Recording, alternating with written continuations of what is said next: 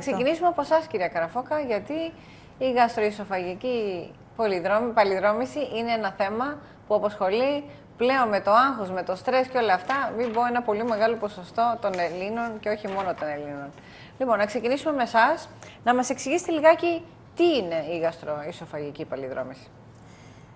Η γαστροϊσοφαγική παλινδρόμηση είναι πάρα πολύ συνηθισμένη κατάσταση, απασχολεί πάρα πολύ κόσμο. Αν θέλουμε να δώσουμε έναν ορισμό, θα λέγαμε ότι πρόκειται για μια παθολογική κατάσταση, κατά την οποία πολλές φορές στη διάρκεια της ημέρας και της νύχτας συμβαίνουν συχνά και παρατεταμένα επεισόδια. Είναι σημαντικό να τονίσουμε και το παρατεταμένο. Επεισόδια γαστροϊσοφαγικής παλινδρόμησης, δηλαδή παλινδρόμησης υγρού από το στομάχι προς τον ισοφάγο. Όπως βλέπουμε και στον πίνακα. Είναι μια εικόνα που δείχνει το μηχανισμό πιο πολύ. Η παλινδρόμηση συμβαίνει γιατί καταργείται ο μηχανισμός που διατηρεί χωριστά, ας πούμε, τον ισοφάγο από το στομάχι. Η τροφή οφείλει να κινείται αυστηρά από πάνω προς τα κάτω και τα υγρά και γενικώς την περνάει από το στόμα. Και αυτό γίνεται εφικτό με έναν μηχανισμό, ένα λειτουργικό σφιγχτήρα, ο οποίος υπάρχει ανάμεσα στο τελικό κομμάτι του ισοφάγου και στο αρχικό κομμάτι του στομάχου και δεν επιτρέπει να παλινδρομεί το περιεχόμενο του στομάχου προς τον ισοφάγο. Και τι γίνεται εκεί, τι πάει στραβά δηλαδή και νιώθει ο ασθενής ότι έχει κάποιο πρόβλημα? Καταργείται αυτός ο σφιχτηριακός μηχανισμός και επιτρέπει το πισωγύρισμα, ας πούμε, του περιεχομένου του στομάχου, το οποίο μπορεί να είναι όξινο, μπορεί να είναι και αλκαλικό όμως. Γενικά, ό,τι υπάρχει μέσα στο στομάχι, στον ισοφάγο. Ο ισοφάγος έχει μια δυνατότητα να αντεπεξέλθει μέχρι σε ένα ορισμένο σημείο. Έχει μηχανισμούς που τον ξεπλένουν, ας πούμε. Εάν ξεπεράσει τη δυνατότητά του να το αντιμετωπίζει αυτό το γεγονός, αρχίζει να έχει συμπτώματα. Αρχίζει να ταλαιπωρείται, ας πούμε, εντός εισαγωγικών και να εμφανίζει συμπτωματολογία λόγω του ερεθισμού που προκαλούν αυτά τα υγρά. Και έτσι αρχίζει και νιώθει ο ασθενής ότι κάτι δεν πάει καλά και πρέπει να κάνει κάτι γι' αυτό. Θέλετε κάτι να ρωτήσετε, κύριε Τσάνη? Εγώ θα ήθελα να ρωτήσω την κυρία Καραφώκα, ποια είναι τα κλασικά συμπτώματα της γαστροϊσοφαγικής παλινδρόμησης, δηλαδή πώς κάποιος θα έρθει σε εσάς γι' αυτό? Οι ασθενείς που έχουν γαστροϊσοφαγική παλινδρόμηση εμφανίζουν μια ομάδα από συμπτώματα. Μερικά από αυτά είναι τυπικά. Είναι αυτά που μας κατευθύνουν κατευθείαν στον ισοφάγο. Είναι το πιο συνηθισμένο, είναι αυτό που περιγράφουν οι ασθενείς σαν καούρες, ξυνήλες. Είναι αυτό που λέμε εμείς οπισθοστερνικό άλγος. Έτσι, είναι πόνος, καυστικό άλγος πίσω από το στέρνο, το οποίο είναι πολύ εύκολα αναγνωρίσιμο. Μπορεί όμως να έχουν και άλλα συμπτώματα από άλλη περιοχή που να καμουφλάρονται λίγο. Δηλαδή μπορεί να εμφανίζουν συμπτώματα από το ανώτερο αναπνευστικό. Παραδείγματος χάρη, ένας επίμονος, ξηρός, βήχας, χρόνιος που υποτροπιάζει, ο οποίος δεν εξηγείται αλλιώς, δεν θεραπεύεται εύκολα και αν κάποιος πάρει ένα πολύ καλό ιστορικό και το ψάξει, διαπιστώνει ότι οφείλεται σε παλινδρόμηση. Μπορεί να εμφανίζεται σαν χρόνιο άσθμα, σαν λαρυγγίτιδα, φαρυγγίτιδα, ακόμα και προβλήματα από τα δόντια, τεριδονισμένα δόντια ή σε πολύ χρόνιες καταστάσεις μπορεί να κάνει από συχνές εισροφήσεις, μπορεί να εδώ κάνει... στον πίνακα τι βλέπουμε, τι περιστατικό, πώς είναι εδώ? Είναι η πιο τυπική περιγραφή του οπισθοστερνικού καύσους, του οπισθοστερνικού άλγους. Δηλαδή, οι ασθενείς δείχνουν πίσω από το στέρνο και λένε ότι με καίει, κάτι με καίει, κάτι με καίει. Δεν είναι όμως μόνο αυτό. Δεν είναι μόνο αυτό το σύμπτωμα και είναι πολύ συχνά μερικοί ασθενείς έχουν μόνο συμπτώματα. Άρα είναι πάρα από πολλά το ανώτερο αναπνευστικό. Έτσι όπως μας τα λέτε, κυρία Καραφώκα. Μερικές φορές μπορεί ακόμα να δίνει και εικόνα τυπικής τυθάγχης, με πόνο στο αριστερό άνω άκρο, στην πλάτη κλπ. Και ακόμα πιο παραπλανητικό άρα είναι ότι υπάρχει πολύ εύκολα, μπορεί να γίνει και μια σύγχυση πάνω στην διάγνωση. Ή μπορεί να καθυστερήσει να γίνει διάγνωση. Κυρία Καραφώκα, είναι πραγματικά εντυπωσιακό ότι μπορεί κανείς με μία νοσολογία και μόνο να εμφανίσει τόσο πολλά διαφορετικά συμπτώματα. Εγώ θα ήθελα να μας ξεναγήσετε λίγο πιο αναλυτικά στην αιτιολογία του συνδρόμου της γαστροϊσοφαγικής παλινδρόμησης. Δηλαδή, τι είναι αυτό που το προκαλεί και τι ανατομικές διαφοροποίησεις υπάρχουν στον ασθενή που του δημιουργούν μια επιρρέπεια προς το να κάνει ισοφαγική παλινδρόμηση. Δεν έχουμε καταλήξει ακόμα στο αν υπάρχει με την έννοια της κληρονομικότητας, αν αυτό με ρωτάτε. Αυτό που η πιο απλή εξήγηση, ας πούμε, που θα μπορούσαμε να δώσουμε για να την καταλάβουν και οι τηλεθεατές είναι ότι οτιδήποτε αυξάνει την ενδοκυλιακή πίεση ή την πίεση μέσα στο στομάχι, οτιδήποτε την αυξάνει τόσο πολύ ώστε να υπερνικήσει την αντίσταση που έχει ο καρδιοϊσοφαγικός σφιχτήρας, προκαλεί παλινδρόμηση. Πότε συμβαίνει αυτό? Συμβαίνει σε παχύσαρκα άτομα, ας πούμε, σε ανθρώπους οι οποίοι έχουν, λόγω της συσσόρευσης του σπλαχνικού λίπους, έχουν αυξημένη ενδοκυλιακή πίεση. Συμβαίνει σε ανθρώπους που κάνουν χειρονακτική δουλειά ή που έχουν σαν χόμπι το να σηκώνουν βάρη δηλαδή, ή να αθλούνται πολύ έντονα. Τα ελλείμματα, ας πούμε, στο διάφραγμα, δηλαδή, είναι ανατομικοί οι λόγοι, είναι λειτουργικοί οι λόγοι, είναι λόγοι συνήθειας? Ποιοι είναι αυτοί οι οποίοι κινδυνεύουν περισσότερο? Γιατί αυτό μας ενδιαφέρει. Πολύ καλή ερώτηση, κύριε Πονήλα. Ναι, είναι λειτουργικοί οι λόγοι και ανατομικοί οι λόγοι. Και δεν σημαίνει ότι οι άνθρωποι που έχουν διαφραγματοκύλη, έχουν έλλειμμα δηλαδή στο διάφραγμα, έχουν οπωσδήποτε γαστροϊσοφαγική παλινδρόμηση. Παλινδρόμηση μπορεί να υπάρχει και χωρίς διαφραγματοκύλη και γενικά υπάρχουν πάρα πολλά συμπτώματα, πάντως βλέπουμε. Και όπως είπατε και εσείς, κύριε Μυρίλα, τα αίτια είναι πάρα πολλά. Και πολύ περισσότερο ένας Έλληνας τώρα έχει ένα λόγο παραπάνω να έχει τη συγκεκριμένη πάθηση. Σωστά, κύριε Τσάνη? Βέβαια. Εγώ θα ήθελα να ρωτήσω επίσης αν αυτή η συντοματολογία έχει σχέση με τη στάση. Δηλαδή, όταν κάποιος είναι εξαπλωμένος είναι πιο συχνό, όταν είναι όρθιος είναι λιγότερο συχνό. Πολύ καλή ερώτηση, δεν κύριε έχει Τσάνη. σχέση. Δεν προκαλεί στάση την αλλίωση, ας πούμε, του καρδιοεσοφαγικού σφιχτήρα. Εάν υπάρχει διαταραχή σε έναν ξαπλωμένο άνθρωπο, παλινδρομεί πολύ πιο εύκολα το περιεχόμενο προς τον ισοφάγο. Δηλαδή, πυροδοτούνται περιστατικά, ας πούμε, παλινδρόμησης. Είναι σαφές αυτό. Αυτό που βέβαια είναι... αυτό που κάνει, ας πούμε, που κάνει ευάλωτους τους ανθρώπους του δυτικού πολιτισμού σε γαστροϊσοφαγική παλινδρόμηση είναι ο τρόπος της ζωής τους, ο τρόπος που ζούμε. Μεγάλα γεύματα, λιπαρά, με πολλά μπαχαρικά, πολύ αργά το βράδυ τρώμε, πίνουμε αλκοόλ, όλα αυτά πυροδοτούν τη χάλαση, ας πούμε, του σφιγκτήρα και τα περιστατικά της παλινδρόμησης. Κυρία Καραφόκα, πώς αντιδρά ο ασθενής, ο οποίος πάσχει, είτε το ξέρει είτε δεν το ξέρει, από γαστροϊσοφαγική παλινδρόμηση, αμυντικά σε αυτά τα συμπτώματα? Δηλαδή, τι κάνει για να τα αποφύγει, τι σκαρφίζεται, τι πρέπει να κάνει. Ή τι πρέπει να κάνει, και ο ίδιος τι προσπαθεί ασυνείδητα ή συνειδητά ορισμένες φορές να κάνει. Αυτοί που έχουν διαταραχή και κάνουν γαστροϊσοφαγική παλινδρόμηση μαθαίνουν ή τους συμβουλεύουμε ή πρέπει να τους συμβουλεύουμε εμείς τι πρέπει να κάνουν για να αποφεύγουν τα περιστατικά, τις κρίσεις της παλινδρόμησης. Δηλαδή, καταρχάς, πρέπει να αλλάξουν τον τρόπο της ζωής τους. Πρέπει να χάσουν βάρος, πρέπει να τρώνε πιο στρωτά γεύματα, πιο μικρά, πιο συχνές, πιο πολλές φορές, να μην είναι τόσο λιπαρά τα γεύματά τους, να αποφεύγουν σοκολάτα, καφέ, αλκοόλ. Και επίσης να μην τρώνε αργά το βράδυ και να πάνε για ύπνο, και ακόμα και με άδειο στομάχι, δηλαδή και μακριά από κάποιο γεύμα, μπορεί να έχουν παλινδρόμηση, οπότε τους λέμε να ανεβάσουν το επίπεδο του θώρακα, ας πούμε, να ανεβάσουν λίγο το επίπεδο του κρεβατιού τους, 15-20 μοίρες, ούτως ώστε να εκμεταλλευτούν λίγο τη βαρύτητα και να είναι έτσι ώστε να είναι ο ισοφάγος πιο πάνω από το επίπεδο του στομάχου για να αποφύγουν τις παλινδρομήσεις. Βέβαια, πρέπει να καταστήλουν και την οξύτητα του στομάχου, αυτό που κάνει πολύ πιο έντονα τα συμπτώματα. Πρέπει να πάρουν αγωγή, με αντιεκρητική αγωγή, με PPIs, αυτά που λέμε τους αναστολής. Κυρία Κυπρέου, γιατί βλέπω. Εγώ έχω να πω βεβαίως, γιατί και στη δική μου ειδικότητα, επειδή κάνουμε πολύ συχνά ενδοσκοπήσεις του λάρυγγα, διαπιστώνουμε ότι υπάρχει έντονη γαστροϊσοφαγική παλινδρόμηση, και ενώ σε εμάς έχει έρθει ο ασθενής με όλα συμπτώματα να μας λέει ότι έχει βήχα, αυτό που είπατε, έχει λαρικίτιδα, βραχνιάζει η φωνή του, κόβεται η φωνή του στην ομιλία και έχει χαρακτηριστικό είναι να έχει αίσθηση κόμβου στο λάρυγγα, ότι καταπίνει και έχει εδώ ένα μήλο, κάτι που του στέκεται.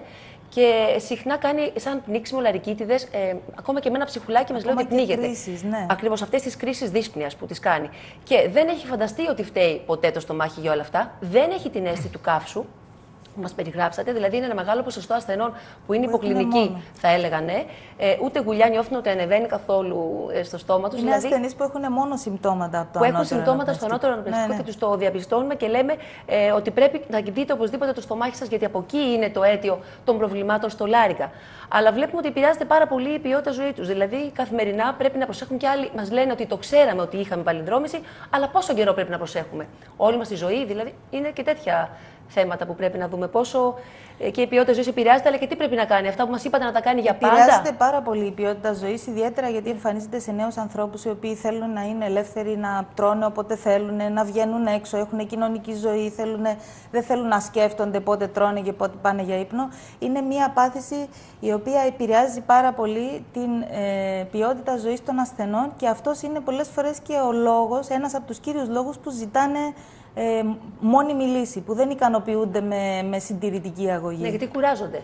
Πόσο θα παίρνουν τα φάρμακα, άλλος μου λέει: έχω πάρει ήδη 2 μήνες αυτό που προβλέπεται η αγωγή. Μετά ίσως λίγο ξεφύγει στη διατροφή του. Είναι οι περιορισμοί που υποχρεώνονται από μόνοι τους να βάλουν, που τους κουράζουν και τους χαλάνε την ποιότητα ζωή τους.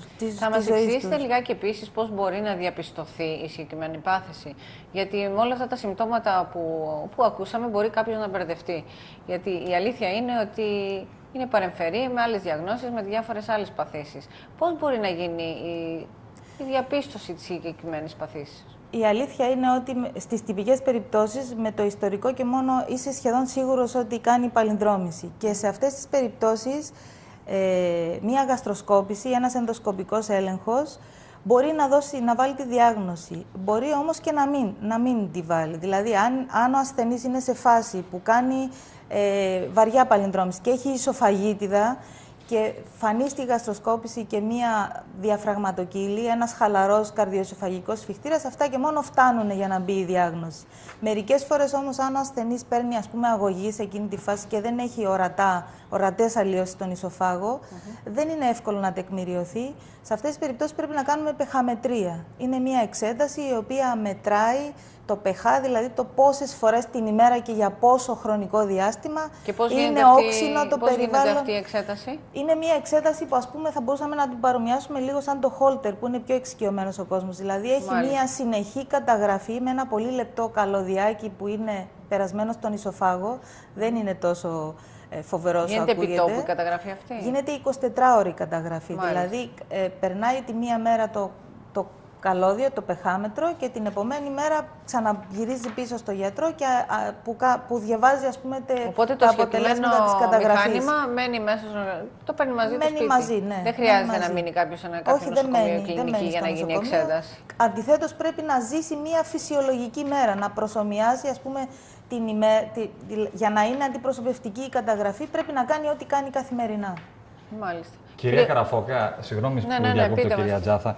Επειδή είμαστε όλοι μας χειρουργοί και γνωρίζουμε, και θα αναφερθείτε σε αυτό αναλυτικά, ότι η θεραπεία της παλινδρόμησης του στομαχιού είναι χειρουργική, θέλω να μας πείτε κάποιος ασθενής ο οποίος εμφανίζει συμπτώματα, άμεσα, έμεσα ή συνοδά συμπτώματα.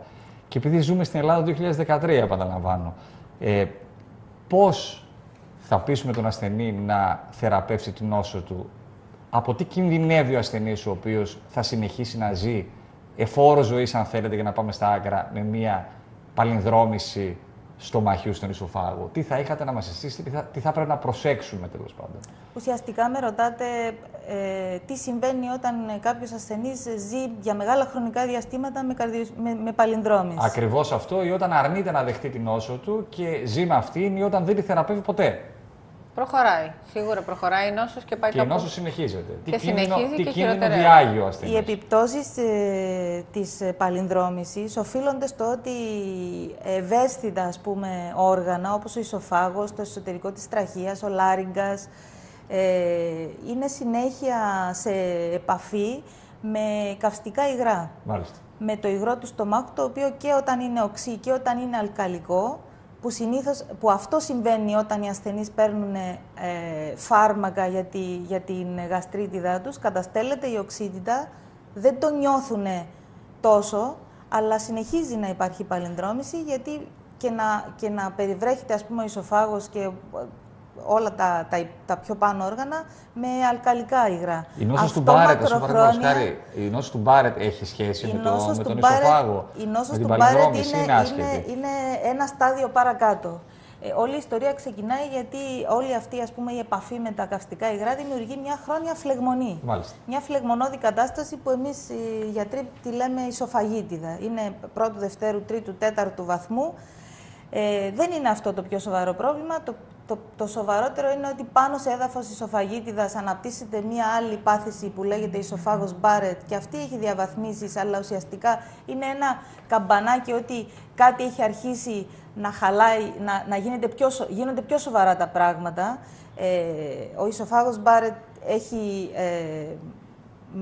δυσπλασία, συνοδεύεται από δυσπλασία. Είναι προκαρκινομητώδης κατάσταση, δηλαδή αυτή είναι κάτι το οποίο... Εάν μιλάμε για βαριά δυσπλασία, ναι, μιλάμε για προκαρκινωματώδη κατάσταση. Ναι. Κύριε Πουλάκη, σας βλέπω έτοιμο να ρωτήσετε κάτι. Και βέβαια το επόμενο βήμα που θέλουμε να προλάβουμε είναι αυτό ακριβώς. Το να γίνει ο ισοφάγος Μπάρετ να γίνει καρκίνος. Να κάνει καρκίνο το ισοφάγο, δηλαδή. Και τότε και σε θεραπευτικές επιλογές έχουμε. Μάλλον καλύτερα να πούμε, πρέπει να φτάσουμε σε αυτό το σημείο για να αντιδράσουμε ή χρειάζεται κάτι άλλο προηγουμένως να κάνουμε?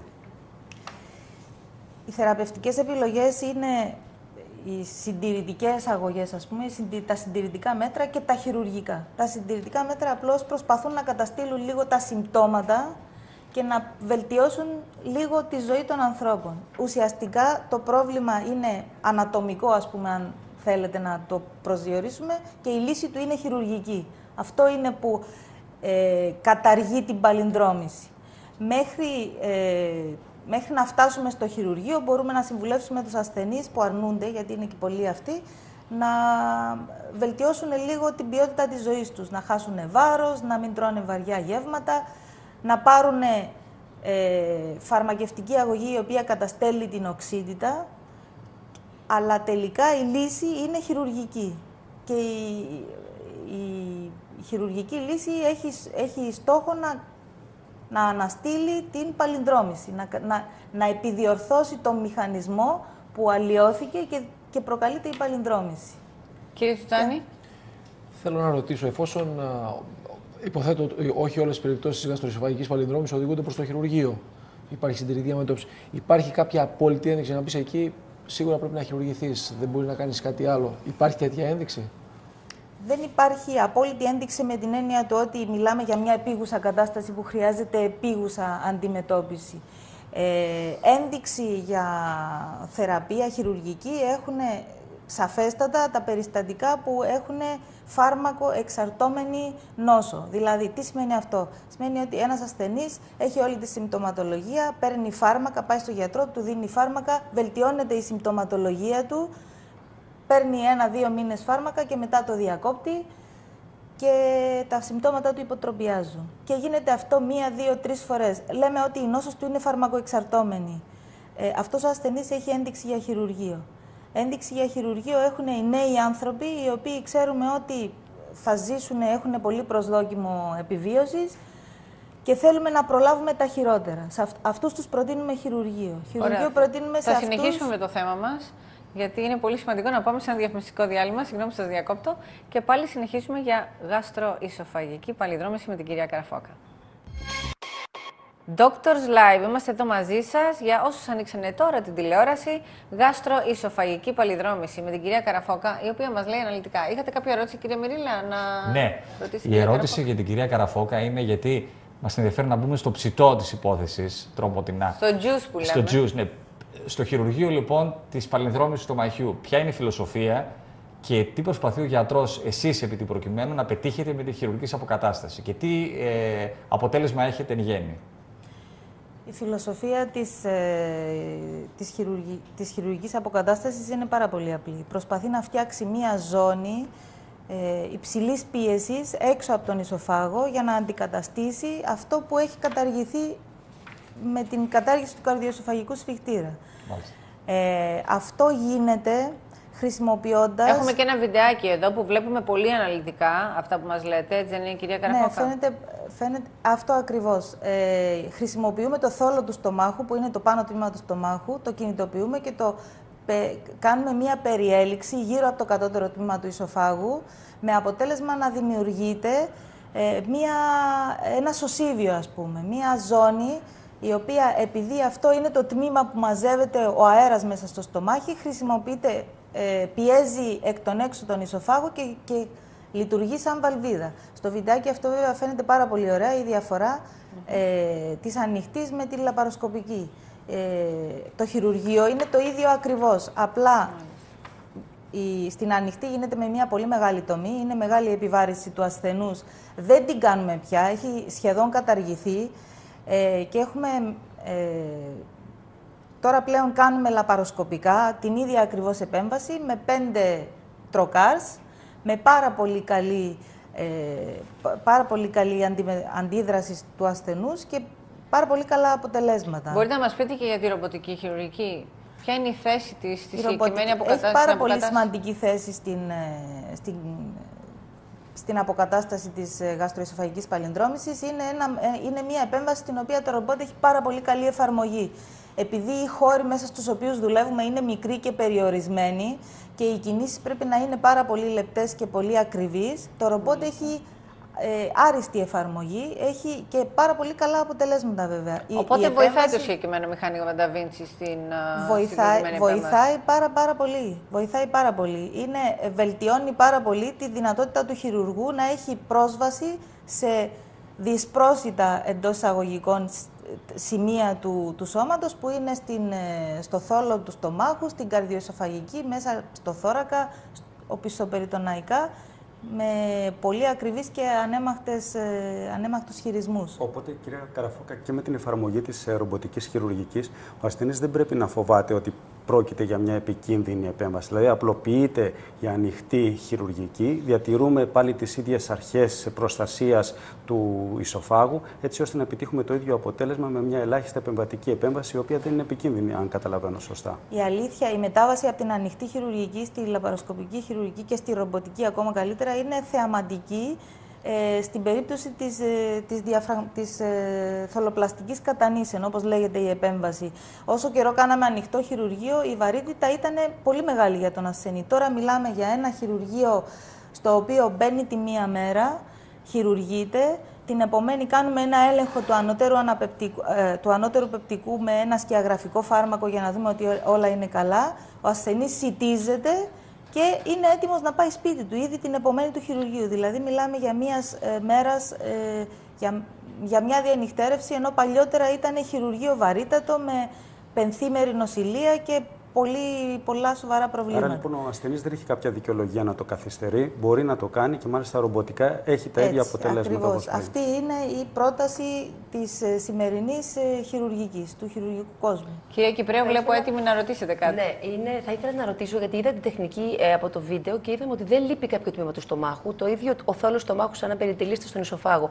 Χάνεται, φαντάζομαι, όμως κάποιο λειτουργικό τμήμα του στομάχου που έχει προφανώς τη λειτουργία του. Νιώθει ο ασθενής κάποια προβλήματα δυσπευσίας, μετά έχει περιορισμούς, η μεταχειρητική του πορεία. Δεν χάνεται λειτουργικό, ούτε αποθηκευτικός χώρος. Ο θόλος του στομάχου λειτουργεί απλώς για να συσσωρεύεται ο αέρας που παράγεται κατά την πρώτη φάση της πέψης πριν την αποβολή του. Δεν έχει καμία επίπτωση με τα εγχειρητικά. Το μόνο πράγμα που οι ασθενείς σιτίζονται κανονικά, μετά από μία περίοδο που ξεκινάνε με λίγο πολτώδεις τροφές και υγρά, περνάνε σε πολύ καλά μασημένη τροφή και τελικά καταλήγουν να σιτίζονται κανονικά.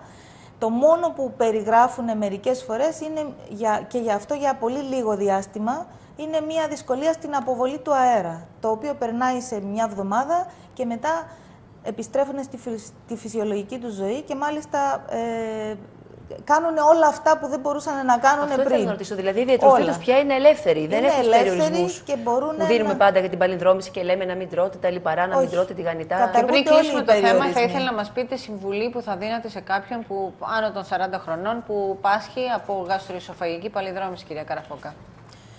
Θα του έλεγα ότι δεδομένου ότι έχει αρκετό χρόνο να ζήσει μπροστά του. Και το πιο σημαντικό είναι αυτό.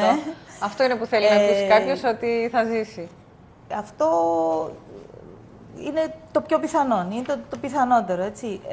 Και δεδομένου ότι για να αντιμετωπίσει τη γαστροϊσοφαγική παλινδρόμηση θα υποχρεωθεί να παίρνει για μεγάλα χρονικά διαστήματα φαρμακευτική αγωγή, όχι χωρίς επιπτώσεις, το καλύτερο θα ήταν να αποφασίσει πριν αρχίσει να έχει και άλλα προβλήματα που θα του απαγορεύσουν το χειρουργείο, να κάνει μια χειρουργική αποκατάσταση για να μπορέσει να ζήσει το υπόλοιπο της ζωής του χωρίς τα προβλήματα της παλινδρόμησης και τις πιθανές επιπτώσεις. Να σας ευχαριστήσουμε γιατί μας είπατε το θέμα πάρα πολύ καλά.